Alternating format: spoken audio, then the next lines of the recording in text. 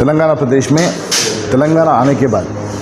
28 residential schools का ऐलान जो हमारे मुख्यमंत्री साहब जनाब रेवंत रेड्डी साहब जो डिसीजन लिए हैं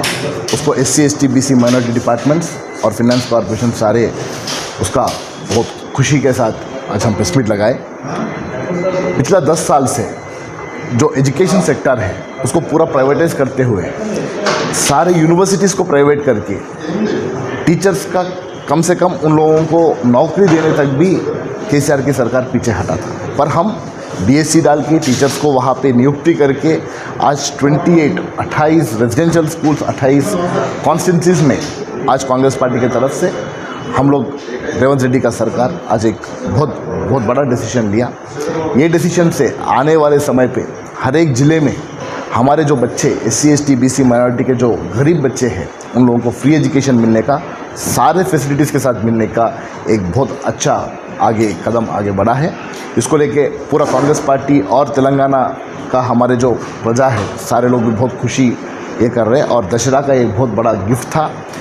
जो KCR सरकार ने हर एक गली गली में बीर शॉप बार शॉप ओपन करने में उन लोग बिजी थे, पर हम हर एक ज़िले में एक यूनिवर्सिटी आज खोल रहे, स्किल यूनिवर्सिटी खोल रहे, हर एक कॉन्स्टिट्यूंसी में हम रेजिडेंशियल इंटीग्रेटेड स्कूल्स ओपन कर रहे। तो एजुकेशन सेक्टर में पिछला सरकार केवल 13,000 करोड़ रुपए दिया था, पर रेवंत रेड्डी का सरकार ने 21,000 करोड़ रुपीस ऑलरेडी इस बजट में लगा के एजुकेशन सेक्टर को प्रायोरिटाइज करके